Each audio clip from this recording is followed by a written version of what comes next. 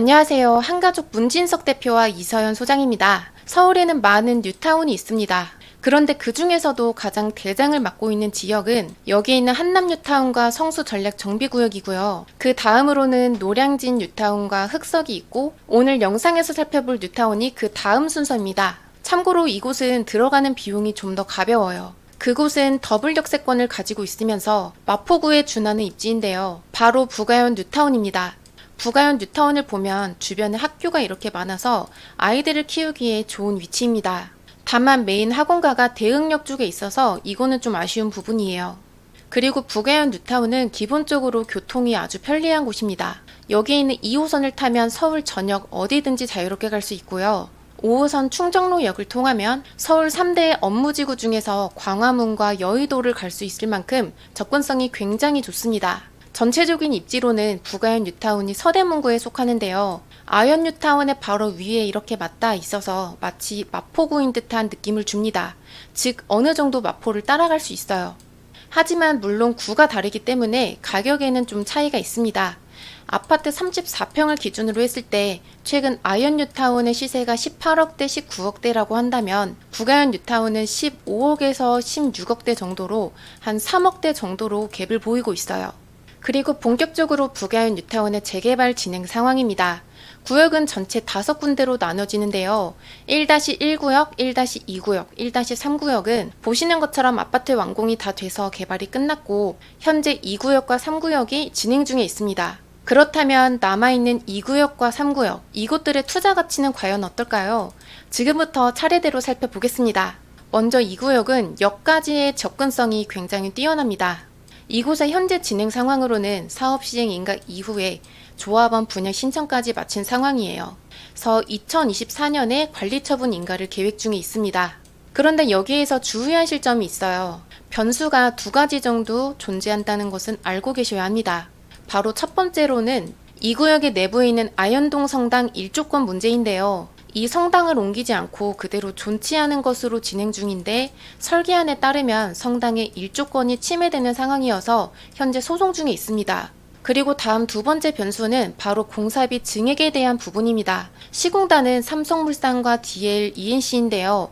당초 시공비가 평당 490만원이었는데 작년에 610만원으로 증액이 됐고 최근에 시공단에서 다시 859만원으로 증액을 요청한 상황에 있습니다. 결과적으로 이 2가지 변수 중에서 이 성당 문제는 어렵지 않게 해결이 될 것으로 보입니다만 공사비 증액에 관련해서는 조합 측에서 어느 정도는 수용을 해야지 해결이 될 것 같습니다. 이번에는 가격을 보겠습니다. 현재 2구역의 조합원 분양가는요. 이러하게 측정이 되었어요. 그리고 이 중에서 84 타입에 배정받는 물건을 본다면 이 84 타입은 감정가 2억 5천에 프리미엄은 7억 5천으로 매매가는 10억 정도 됩니다. 여기에서 전세가는 대략 2억 정도 돼요. 그래서 내가 갭 투자를 한다면 내 초기 투자금은 8억 정도 필요합니다. 그래서 여기서 끝이 아니죠. 이 매매가 10억에서 향후에 내가 낼 추가 분담금이 약 5억 정도 들어간다면 전체 투자금은 약 15억 정도로 예상하고 있습니다. 아마 여기에서 많은 분들이 안전마진도 좀 궁금해 하실 거예요. 안전마진의 예상가는 1-3구역과 비교를 할 수 있습니다. 이편한 세상 신촌 아파트는 6년차 아파트인데 매매가는 15억에서 16억 정도 합니다. 입지를 보면 1-3구역보다 2구역의 입지가 조금 더 뛰어난 걸 볼 수 있어요. 뿐만 아니라 2구역의 아파트들이 나중에 완공이 될 시점에는 10년 이상의 연식 차이가 날 것이기 때문에 이런 부분은 감안해서 어느 정도 안전마진이 5억 정도 있을 거라고 판단합니다. 다음은 3구역으로 넘어가 보겠습니다. 3구역은 부가현 뉴타운 내에서도 가장 넓은 면적을 보이고 있어요. 그렇다는 것은 즉 일반 분양 물량이 많다는 것이고요.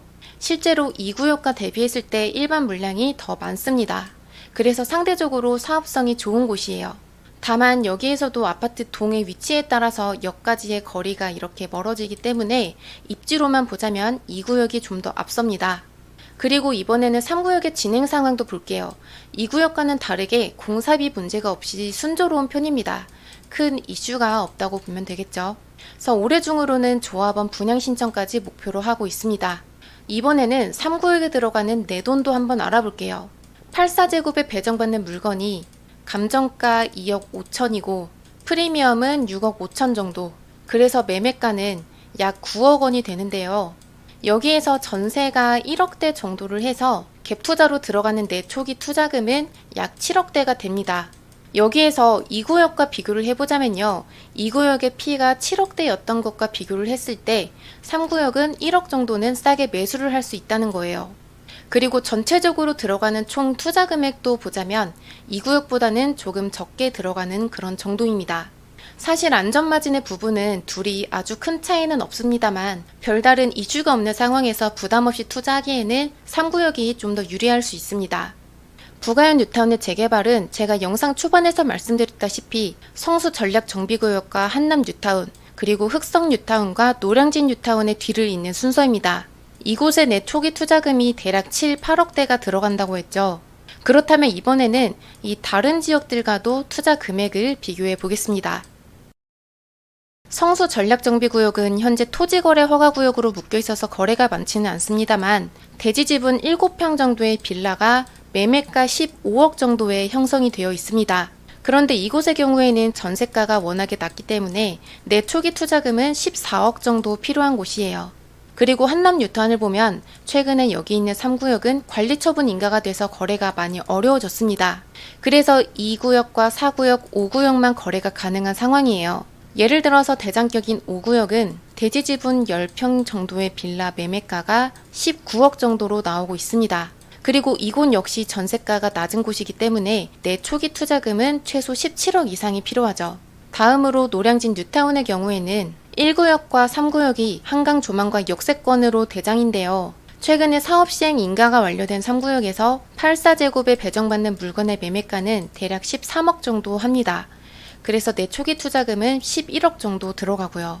참고로 이렇게 전세가가 낮은 것은 보통 뉴타운 지역의 특징이에요. 뉴타운의 빌라는 매매가가 무거운 것에 대비해서 노후가 심한 빌라촌입니다. 그러다 보니 거주하기 어려워서 전세가가 낮을 수밖에 없죠. 그런데 여기에서 여러분들이 알고 계셔야 되는 부분은요. 전세가를 받고도 추가로 대출이 가능하다는 겁니다. 이럴 경우에 어떤 케이스가 있는지도 한번 말씀을 드려볼게요. 예를 들어서 부가현 뉴타운의 2구역에 현금 8억으로 매수를 할 수 있는 사람이 있다면 여기에서 대출을 더 받고 한남 뉴타운에 투자가 가능하다는 말입니다. 다만 현재 담보대출의 금리가 5%인데다가 당분간은 이게 지속될 것으로 예상이 되기 때문에 내가 대출받아서 좀 더 상급지에 투자할지 아니면 적당한 선에서 무리 없이 투자할지를 본인의 성향에 따라서 결정하시기 바랍니다. 그리고 만약에 내가 부가현 같은 이러한 뉴타운들보다 돈이 더 적게 드는 소액으로 투자를 하고 싶은 분들은요. 뉴타운이나 전략정비 구역의 인근 지역을 검토하시는 것이 좋습니다. 당연히 입지도 상급지예요. 예를 들자면 노량진 뉴타운의 바로 우측에 노후된 건물이 집중된 지역이 있는데요. 이곳도 최근에 재개발을 추진 중에 있습니다. 그리고 성수 전략정비구역의 바로 옆에 있는 광진구 자양동이나 화양동도 재개발을 추진 중에 있죠. 그래서 이러한 소액 투자에 관심이 있는 분들은 영상의 고정 댓글을 확인해 주시고요. 오늘 영상은 여기서 마치겠습니다. 즐거운 첫 주 보내세요. 감사합니다.